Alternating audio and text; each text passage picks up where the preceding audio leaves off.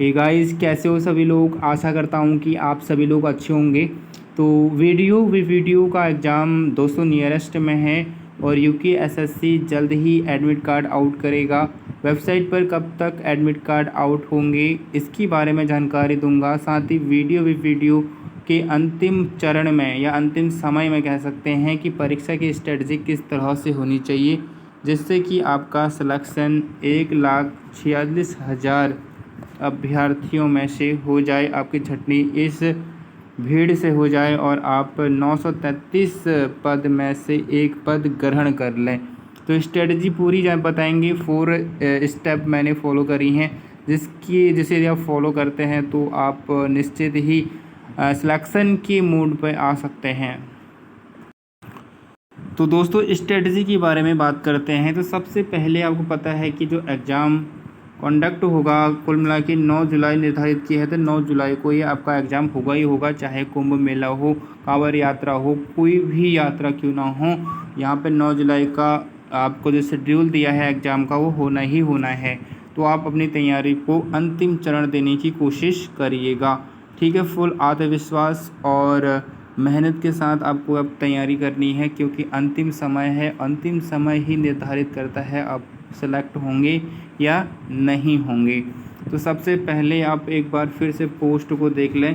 Post है 933 में सबसे ज़्यादा जो वेटेज मिलता है दोस्तों वो मिलता है ग्राम विकास अधिकारी और ग्राम पंचायत विकास अधिकारी। ग्राम पंचायत विकास अधिकारी में 292 पद हैं और वीडियो में 381 पद हैं, ठीक है। इन 2 विभागों में ज़्यादा वेटेज है। 13 विभागों में ये वैकेंसी निकली है 933 पदों पे। सबसे पहले आप 933 को देखिए।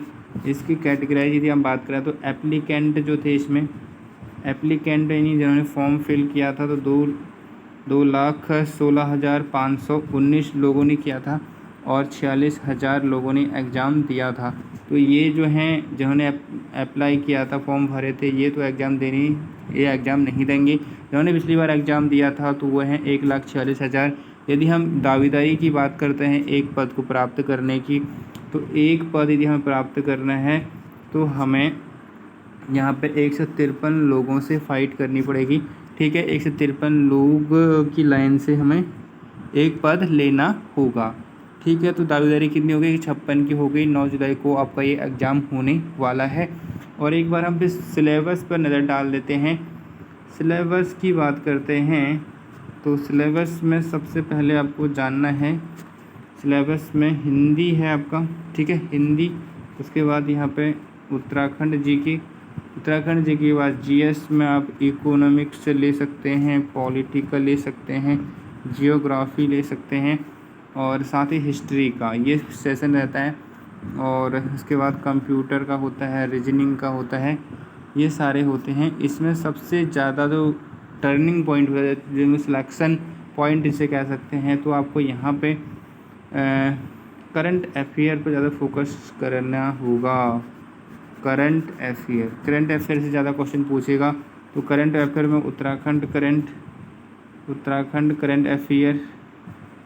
करंट अफेयर और नेशनल और इंटरनेशनल करंट अफेयर भी आप याद कर लें, ठीक है। साथ ही आपको रीजनिंग पर भी फोकस करना है, ठीक है। अब देखिए सबसे पहले आपको दो डे होंगे 12 दिन का। यदि हम पूरा अनुमान लगाएंगे तो इसमें दो डेज में आप क्या करेंगे, सबसे पहले जो आपने नहीं पढ़ा है उसको आपने रीड करनी है। आपने नहीं पढ़ा उसे पढ़ लें। साथ ही इसके साथ साथ आपको क्या करना है, उसको तो पढ़ना ही है जो आप नहीं पढ़ा है, साथ ही आपको सरल चैप्टर को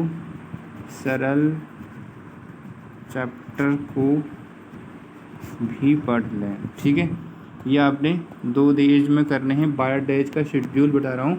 इसमें 2 डेज में आपको सबसे पहले क्या करना है, जो आपने नहीं पढ़ा वो पढ़ लें और सरल टॉपिक जो है उसे आप पढ़ लें।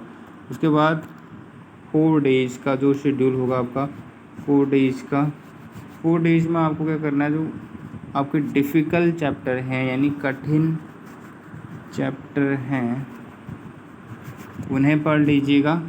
जैसे कि आपकी नज़रों में रीजनिंग हो सकती है, या फिर आप करंट अफेयर आपने नहीं पढ़ी है तो आप करंट अफेयर पढ़ सकते हैं, साथ ही इकोनॉमिक्स पढ़ सकते हैं। ठीक है, जो आपकी नज़रों में ज़्यादा हार्ड सब्जेक्ट है उसको आप पढ़ लें इस 4 दिनों में। उसके बाद देखिए 4 डेज का शेड्यूल जो होगा, 4 डेज का अब अगला शेड्यूल होगा 4 डेज का, उसमें आप क्या करेंगे, रिवीजन करेंगे। क्या करेंगे, रिवीजन करेंगे ऑल कोर्स का। ऑल कोर्स का आप क्या करेंगे, यहाँ पे रिवीजन करेंगे। ठीक है, रिवीजन करने से क्या होगा, आपके अंदर क्या आएगा, कॉन्फिडेंस आएगा, आत्मविश्वास आएगा। ठीक है, आत्मविश्वास आएगा। ठीक है, उसके बाद लास्ट के 2 दिन बचते हैं आपके, लास्ट के जो 2 डेज बचते हैं, इसमें आपको क्या करना है, जो आपने अंडरलाइन करी होंगी, अंडरलाइन और हाईलाइट करी होंगी, उन पर नज़र बनाएं और याद करें। ठीक है, नज़र बनाएं और याद करें, और साथ ही नोट्स जो बनाए हैं आपने उन पर ध्यान आकर्षित करें, यानी याद करें, और साथ ही मोस्ट इम्पोर्टेंट टॉपिक पर फोकस करें। ठीक है, ये रहेंगी स्ट्रेटजी आपकी। तो आपको यहाँ पे 2 4 4 2 फॉर्मूले को अपनाना है। ठीक है, ये आपका क्या है, फॉर्मूला है, इसको अपनाना है। फर्स्ट 2 डेज में आपने क्या करना है, जो आपने नहीं पढ़ा है उसे पढ़ लेना है, और साथ ही सरल चैप्टर को भी पढ़ना है इस 2 डेज में। और साथ ही 4 डेज में आपको कठिन चैप्टर, जैसे कि आपकी नज़र में रीजनिंग हो सकता है, इकोनॉमिक्स या फिर जीएस हो सकता है, कंप्यूटर नहीं पढ़ा तो कंप्यूटर पढ़ सकते हैं, या फिर करंट अफेयर। उसके बाद साथ ही 4 डेज का रहेगा जो, उसमें आप रिविजन करेंगे पूरे कोर्स का। इससे आपका कॉन्फिडेंस, आत्मविश्वास रहेगा, और आप में और अधिक पढ़ने की यहाँ पे लालसा बढ़ेगी।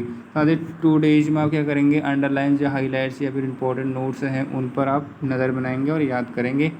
इस तरह से आप अपनी स्ट्रेटजी को अपना सकते हैं लास्ट समय में। लास्ट समय में आपको सबसे ज़्यादा मेहनत करनी होगी, अंतिम चरण में आपको सफलता लेनी है। तो थैंक्स फॉर वॉचिंग, मिलते हैं नेक्स्ट वीडियो में। एडमिट कार्ड जो है इसके इस महीने के एंड तक 29-30 को आपको देखने को मिल सकते हैं, या फिर इस डेज में नहीं दिखेंगे तो आपका जुलाई का जो फर्स्ट वीक है उसमें एडमिट कार्ड जारी हो जाएंगे। तो ये एडमिट कार्ड की जानकारी थी। एडमिट कार्ड इसके जल्द ही आने वाले हैं, तो आप अपनी तैयारी को लास्ट पॉइंट तक ले जाइए, जिससे कि आपका सिलेक्शन हो जाए।